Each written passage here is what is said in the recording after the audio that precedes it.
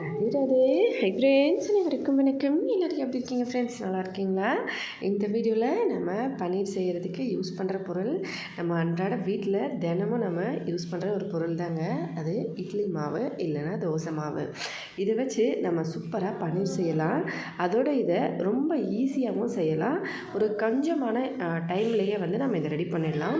ஒரு தடவை நீங்கள் இதை செஞ்சு வச்சிட்டிங்கன்னா கண்டிப்பாக வந்து காலையில் டிஃபன் செய்யும் போது குழம்புக்கும் செய்யலாம், ப்ளஸ் மதியம் குழம்பு சைடிஷ் அந்த மாதிரியும் செய்யலாம், ப்ளஸ் ஈவினிங் டைமில் குழந்தைங்களுக்கு ஸ்நாக்ஸ் போலவும் செய்யலாம். இதுக்கு நம்ம கொஞ்சமாக இட்லி மாவு எடுத்து வச்சுக்கலாம். இப்போ இந்த பக்கம் பார்த்திங்கன்னா கொஞ்சம் கடலைப்பருப்பை நான் தண்ணியில் போட்டு ஊற வச்சு எடுத்து வச்சுருக்கேன். நல்லா ஒரு 2 கைப்பிடி அளவுக்கு கடலைப்பருப்பு. நான் ஏற்கனவே ஒரு தடவை இந்த மாதிரி கடலைப்பருப்பை யூஸ் பண்ணும்போது ஒரு சிலர் ஃப்ரெண்ட்ஸ் வந்து கேட்டிருந்தாங்க, பொட்டுக்கடலையா இல்லை கடலைப்பருப்பான்னு சொல்லி. இது வந்து கடலைப்பருப்புங்க. பொட்டுக்கடலையை வந்து நம்ம டேரெக்டாக போட்டு அரைச்சிருப்போம் இல்லைங்களா. இது வந்து கடலைப்பருப்பு தண்ணியில் ஊற்றி ஊற வச்சுக்கணும். அதுக்கப்புறமா இதை நம்ம வந்து யூஸ் பண்ணணும். ஒரு 1 ஹவர் இல்லை 2 ஹவர் போல் ஊற வச்சுட்டு அதை வந்து தண்ணியிலேருந்து நம்ம வெளியே எடுத்து நல்லா சுத்தமாக கழுவிக்கலாம். அதுக்கப்புறமா இதோட கூடவே கொஞ்சமாக வந்து தயிர் ஒரு 2 ஸ்பூன் சேர்த்து நல்லா அரைச்சிக்கலாம். இது வந்து நல்லா புளிக்காத மாவு. நான் வந்து புளிக்காத மாவு எடுத்துருக்கிறதுனால தயிர் சேர்க்குறேன். ஒருவேளை நீங்கள் புளிச்ச மாவாக எடுக்கிறீங்க அப்படின்னா அதில் பால் பவுடர் 1 ஸ்பூன் சேர்த்துக்கோங்க. இல்லைன்னா வந்து ஒரு ஏடல் இருக்கும் இல்லைங்களா, பாலாடை, அதை வந்து 1 ஸ்பூன் போல் சேர்த்துக்கோங்க. இது வந்து ஜஸ்ட்டு அந்த பன்னீரோட வாசனை பிடிக்குன்றவங்க மட்டும் சேருங்க. உங்களுக்கு வந்து அந்த பன்னீர் வாசனை வரலைன்னா பரவாயில்ல அப்படின்னா நீங்கள் அப்படியே வந்து அரைச்சி எடுத்துக்கலாம். நல்லா ஃபைனாக அரைச்சி எடுத்துக்கணும். நல்ல ஃபைன் பேஸ்ட்டாக. தேவைப்பட்டால் கொஞ்சம் ஜஸ்ட் லைட்டாக தண்ணி ஊற்றி அரைங்க. மற்றபடி அதிகமாக வந்து தண்ணியை ஊற்ற தேவையில்லை. நல்லா அரைச்சி நான் கொண்டு வந்துடுறேன். இன்றைக்கி வந்து நம்ம மசாலா பன்னீர் போல் செய்ய போகிறோம். நிறைய வீடியோஸில் வந்து நார்மல் பன்னீர் நம்ம பார்த்துருப்போம். வெறுமனா வந்து நீங்கள் இந்த பருப்பை அரைச்சி இதில் ஆட் பண்ணிவிட்டு இந்த பால் பவுடரோ இல்லை தயிரோ வந்து சேர்த்து அரைச்சி ஆட் பண்ணிட்டீங்கன்னா அது வந்து நார்மல் பன்னீரோட அந்த டேஸ்ட்டில் இருக்கும். மசாலா பன்னீர் வந்து ஒரு சிலர் வந்து ட்ரை பண்ணியிருப்பீங்க. அந்த மாதிரி மெத்தடில் வந்து இன்றைக்கி நம்ம செய்கிறோம். மசாலா பன்னீர்னால் நம்ம காஞ்ச மிளகாய், சீரகம், கொத்தமல்லி, கருவேப்பிலை இதை வச்சு நம்ம அரைச்சிட்டு அதுக்கப்புறமா அந்த பாலோட அந்த சென்னை இருக்குது இல்லைங்களா, அதில் வந்து ஆட் பண்ணி நம்ம கலந்து பன்னீர் வந்து கட்டி நல்லா வந்து டைட்டாக வச்சோம்னா பன்னீர் வரும் இல்லைங்களா. அதே மெத்தடில் இன்றைக்கி நம்ம செய்ய போகிறதுனால அரைச்ச இந்த கடலைப்பருப்பையும் இந்த அரிசி மாவில் மிக்ஸ் பண்ணிக்கலாம். அதாவது நம்ம இட்லி தோசை மாவில் மிக்ஸ் பண்ணிவிட்டு ஒரு 1/2 ஸ்பூன் அளவுக்கு சீரகம், கொஞ்சம் கருவேப்பிலை, இதை டேஸ்ட்டுக்காக வந்து நம்ம சேர்க்குறது. உங்களுக்கு வேண்டாம்னா நீங்கள் ஸ்கிப் பண்ணிக்கலாம். அதுக்கப்புறமா உங்களுக்கு காரம் அதிகமாக வேணும்னா காஞ்ச மிளகாவோ இல்லை பச்சை மிளகாவோ நீங்கள் அரைக்கும் போதே ஆட் பண்ணிக்கலாம். இப்போ இதில் உப்பு கொஞ்சமாக சுவைக்கு ஏற்ற மாதிரி சேர்த்துக்கலாம். இதை நல்லா மிக்ஸ் பண்ணிவிட்டு இந்த மாதிரி 2 கிண்ணம் எடுத்து வச்சுருக்கேன் எண்ணெய் தடவி. இதில் நான் 2த்துலேயும் பாதி பாதி ஊற்றிக்கிறேன். நிறைய டைம் வந்து எப்படி வந்து நம்ம பன்னீர் வேக வைக்கிறதுன்னு சொல்லிட்டு நான் சொல்லியிருப்பேன்.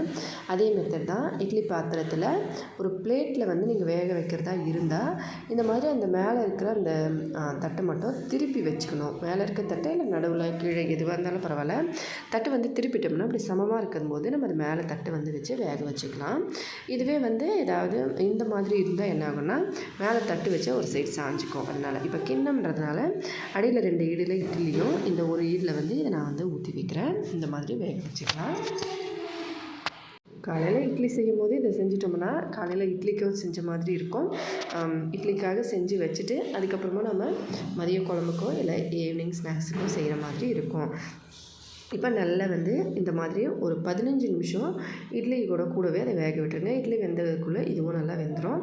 இப்போ இந்த மாதிரி வெந்த அப்புறமா வெளியே எடுத்துகிட்டு சைடில் வந்து எல்லாத்தையும் எடுத்து விட்டுட்டு அழகாக வந்து பாருங்கள், நீங்கள் பார்த்தீங்கனாலே தெரியும் எவ்வளோ சூப்பராக வந்து சைடில் வந்து விட்டுருக்குன்னு. இப்போ வந்து இது எப்படி இருக்குதுன்னு சொல்லிட்டு செக் பண்ணிடலாம், வெந்துருச்சா இல்லையான்னு. நல்லா வெந்திருக்கு.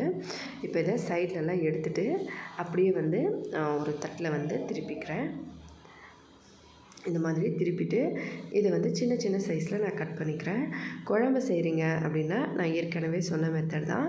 குழம்பு வந்து ஒரு இறக்குறதுக்கு ஒரு 2 நிமிஷம் முன்னாடி இதை வந்து நீங்கள் போட்டுட்டு அதாவது நல்லா கொதித்து குழம்பு வந்து இறக்க போகிறீங்க அந்த டைமில் இப்போ எப்படி கொத்தமல்லி தலையும் கரம் மசாலாவும் தூவி இறக்குவோமோ அதே மெத்தடில் இதை வந்து நம்ம ஆட் பண்ணிவிட்டு வெளியே இறக்கிடலாம். இது வந்து குழம்புல சேர்த்து சாப்பிடும்போது ரொம்ப நல்லாயிருக்கும்.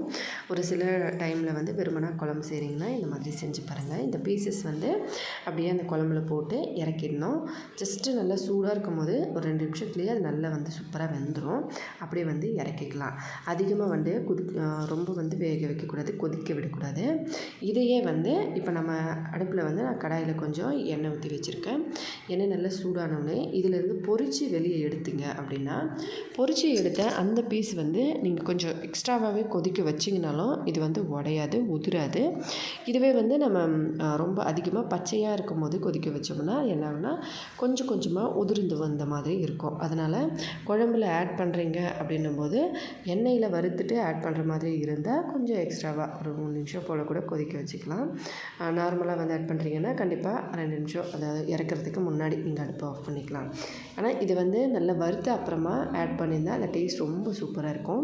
நான் ஏற்கனவே நிறைய வீடியோஸில் சொல்லியிருப்பேன், ஒரு சில பீசஸ் வந்து நம்ம அப்படியே வந்து ஆட் பண்ணலாம், அது நல்லாயிருக்கும் டேஸ்ட்டு. ஒரு சிலதை இந்த மாதிரி எண்ணெயில் வறுத்து ஆட் பண்ணால் நல்லாயிருக்கும்னு சொல்லி, அதில் இது எண்ணெயில் வறுத்து அப்புறம் ஆட் பண்ண அப்புறமா அந்த டேஸ்ட் நல்லா இருக்கிற ஒரு பன்னீர் ட்ரை பண்ணி பாருங்கள். ரொம்பவே ஈஸியாகவும் சூப்பராகவும் செஞ்சிடலாம். காலையில் இட்லியோட கூட சேர்த்து வேக வச்சுட்டிங்கன்னா மதியம் குழம்புலையும் போட்டு செய்யலாம். இப்போ ஏதாவது வந்து தக்காளி சட்னி செய்கிறீங்கன்னா கூட தக்காளி சட்னியில் இதை இந்த மாதிரி வறுத்துட்டு இந்த பீசஸ் எல்லாம் அதில் ஆட் பண்ணிட்டிங்கன்னா ரொம்ப நல்லாயிருக்கும். அதில் சேர்த்துட்டு நீங்கள் சாதத்தோடு வச்சு சாப்பிடும்போது அவ்வளோ நல்லாயிருக்கும். காரம் சாரமாக வேணாலும் உங்களுக்கு நீங்கள் செஞ்சு சாப்பிட்லாம். அந்த டேஸ்ட்டும் அந்த பன்னீரோட வாசனையும் ரொம்ப நல்லாயிருக்கும். தயிரோ இல்லை பாலாடை இல்லை பால் பவுடர் சேர்த்து அரைச்சி செய்யும்போது அந்த வாசனை ரொம்ப நல்லாயிருக்கும். வெறுமனா சீரகம் கருவேப்பிலை இல்லாமல் நீங்கள் இந்த மாதிரி செஞ்சிங்கனாலும் ரொம்ப நல்லாயிருக்கும். இப்போ இதை வறுத்து வெளியே எடுத்த அப்புறமா அப்படியே வந்து கடித்து சாப்பிட்லாங்க. அவ்வளோ கிறிஸ்பியாகவும் செம்ம டேஸ்டியாகவும் இருக்கும். உங்களுக்கு நல்ல கோல்டன் ப்ரௌன் கலரில் ஃபுல்லாக வந்து வறுத்துட்டிங்கன்னா இது நல்ல கிறிஸ்பியாக இருக்கும். வெறுமனா ஜஸ்ட் லைட்டாக இந்த மாதிரி வறுத்துட்டு உடனே எடுத்துட்டிங்க அப்படின்னா இது வந்து நீங்கள் குழம்புல ஆட் பண்ணுறதுக்கு ரொம்ப நல்லாயிருக்கும். இப்போ இந்த சோயா குழம்புலாம் செய்கிறீங்க அப்படின்னா அதே மெத்தடில் இந்த குழம்பு நீங்கள் செய்யலாம். அப்படியே சாஃப்டாக ரொம்ப நல்லாயிருக்கும். ஒரு ஈஸியான ஒரு குழம்பு வகைன்னு சொல்லலாம். நிறைய ஃப்ரெண்ட்ஸுங்க வந்து ஏற்கனவே கமெண்ட்டில் சொல்லியிருந்தாங்க, இந்த மாதிரி டிஃப்ரெண்ட் பண்ணி ரொம்ப நல்லாயிருக்கு டேஸ்ட்டுன்னு சொல்லி. நீங்களும் ட்ரை பண்ணி பார்த்தீங்கன்னா மறக்காமல் கமெண்ட்ஸில் சொல்லுங்கள். இப்போ இது நல்ல கோல்டன் ப்ரௌன் கலர் ஆகிடுச்சு, வெளியே எடுத்துடலாம். இதை நீங்கள் வெறுமனா ஏதாவது சட்னியோ இல்லை சாஸ் கூடவோ தொட்டு சாப்பிட்லாம். ரொம்ப நல்லாயிருக்கும் ஈவினிங் டைமில். இல்லை காரசாரமாக வேணுனாலும் இதுலேயே வந்து மிளகாய்த்தூள் நம்ம ஏற்கனவே செஞ்ச மாதிரி இந்த மசாலா ஐட்டம்ஸ்லாம் ஆட் பண்ணி அப்படியே போட்டு ஒரு பரட்டியும் சாப்பிட்லாம். ட்ரை பண்ணி பாருங்கள். கண்டிப்பாக ட்ரை பண்ணி பார்த்துட்டு மறக்காமல் கமெண்ட்ஸில் எப்படி இருந்ததுன்னு சொல்லுங்கள். வீடியோ பிடிச்சிருந்தா அப்படியே லைக் பண்ணி ஷேர் பண்ணி ப்ளீஸ் ஃப்ரெண்ட்ஸ் நம்ம சேனலுக்கு சப்ஸ்கிரைப் பண்ணி சப்போர்ட் பண்ணுங்கள். உங்களோட சப்போர்ட் நமக்கு ரொம்ப ரொம்ப முக்கியம். அடுத்த வீடியோவில் பார்க்கலாம் ஃப்ரெண்ட்ஸ். ஹெல்த்தியாக சாப்பிட்டு சந்தோஷமாக சேஃபாக பத்திரமா வாங்க. நன்றி, வணக்கம்.